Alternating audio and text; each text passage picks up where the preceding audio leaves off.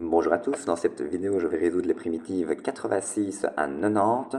Donc allons-y, primitivons tangente carré de x dx. Alors ici, pensez à dire que tangente c'est sin sur cos, et donc on se retrouve avec un sin carré sur cosinus carré, ça ne nous avancera pas à grand chose. Une méthode de primitivation par partie, peut-être certains penseraient à cela. Pareil, ça n'aboutira pas, ou en tout cas on va avoir des primitives qui vont être compliquées, il me semble, à calculer. Donc en fait, l'astuce ici, c'est de se rappeler une formule de trigonométrie qu'on appelle parfois conséquence de la formule fondamentale. Cette formule de trigonométrie vous indique que 1 plus la tangente au carré de x, ce n'est rien d'autre que 1 sur cosinus carré de x. Donc si vous voulez exprimer tangente carré de x, vous allez soustraire 1 aux deux membres de cette égalité pour finalement obtenir 1 sur cosinus carré de x moins 1. Et ça, on aime bien évidemment, parce que donc je vais réécrire cette primitive en disant, je vais effacer le égal ici, hop. Donc on peut réécrire cette primitive en disant qu'il nous suffit en réalité de primitiver donc 1 sur cosinus carré moins 1, donc vous me permettez de déjà effectuer une décomposition. Ce sont deux primitives qui sont immédiates. Pourquoi? Parce que primitive de 1 sur cosinus carré de x, ce n'est rien d'autre que tangente de x. Et primitive de 1, c'est x. Donc tangente de x moins x à une constante additive près, c'est terminé. Donc n'oubliez pas vos petites formules de trigonométrie, la formule fondamentale. J'ai eu l'occasion de l'utiliser dans le cadre de ces vidéos. Le fait que tangente de x c'est sin sur cos, ou encore la conséquence de la formule fondamentale. Ce sont des formules qui peuvent vraiment vous sauver la vie quand vous êtes face à de telles primitives, puisque cela se résout en réalité très rapidement. Mais bon, il faut encore penser à utiliser cette formule. Ok, donc on arrive à la 87. Primitive de 2x sur x au carré plus 1. Je crois que vous avez vu pire dans le cadre de ces différentes vidéos. On va évidemment poser t au dénominateur, puisque on se rend compte que sa dérivée, ce n'est rien d'autre que le numérateur. Donc finalement, nous nous retrouvons à devoir primitiver 1 sur t dt. Ça, c'est le ln de la valeur absolue de t à une constante additive près. C'est qui t? C'est x carré plus 1. Donc on se retrouve avec le ln de la valeur absolue de x au carré plus 1. Sauf que x au carré plus 1, c'est strictement positif. Donc le ln de cette valeur absolue, enfin la valeur absolue de x carré plus 1 est égale à x carré plus 1. Donc réponse finale, ln de x au carré plus 1, et ce à une constante additive près. Cela termine la primitive 87. On y va pour la 88. Primitive de l'exponentielle de x plus 1, exponentielle de x dx.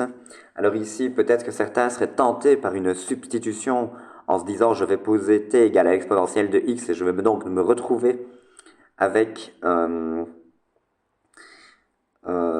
t au dénominateur, mais le problème c'est qu'attention, vous n'avez pas t' fois quelque chose au numérateur, vous avez t' plus quelque chose, donc ça ne fonctionne pas. Vous ne pouvez pas dire que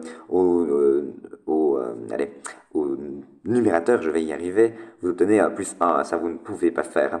Donc, mauvaise idée pour la substitution. Par contre, il y a un plus quand même au numérateur. Donc je vous avais dit quand vous avez une fraction avec un plus au numérateur, pensez à une décomposition, ça ne peut pas faire de mal. Donc je décompose en disant, cela revient à calculer finalement ceci. Enfin, là je n'ai pas encore décomposé, mais j'ai le droit de décrire la fraction de cette manière-là, puisque quand vous avez une somme au numérateur, cela revient en fait à diviser par le dénominateur les différents termes de votre somme. Donc maintenant je décompose. Alors vous aurez compris que exponentielle de x divisé par exponentielle de x, cela fait 1. Et donc après avoir décomposé, je me retrouve à devoir primitiver 1 dx plus 1 sur l'exponentielle de x, c'est la même chose que l'exponentielle de moins x, hein, dx. Primitive de 1, c'est x. Exponentielle de moins x, quand je primitive, j'ai moins l'exponentielle de moins x. Et donc le tout à une constante additive près. Cela termine cette primitive 88. Ok, on est parti avec la 89, où on me demande de primitiver racine de 1 plus x sur racine de 7 dx. Alors, qu'est-ce que je peux bien faire? Qu'est-ce que je pourrais faire? Sortir la constante multiplicative 1 sur racine de 7, peut-être. Il me reste racine de 1 plus x. Et puis je me dirais bien, tiens, j'ai une fonction de fonction. Donc, tentons la substitution. Je vais donc écrire t égale à a plus x. Sa dérivée t', ce sera 1. Ça tombe bien parce que j'ai une fois, en réalité, la racine de x, enfin la racine de 1 plus x, hein, c'est une fois. Donc le t', il y est.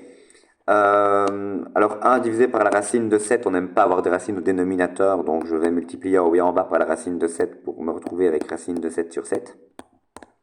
Et je dois primitiver quoi? Je dois primitiver racine de t dt.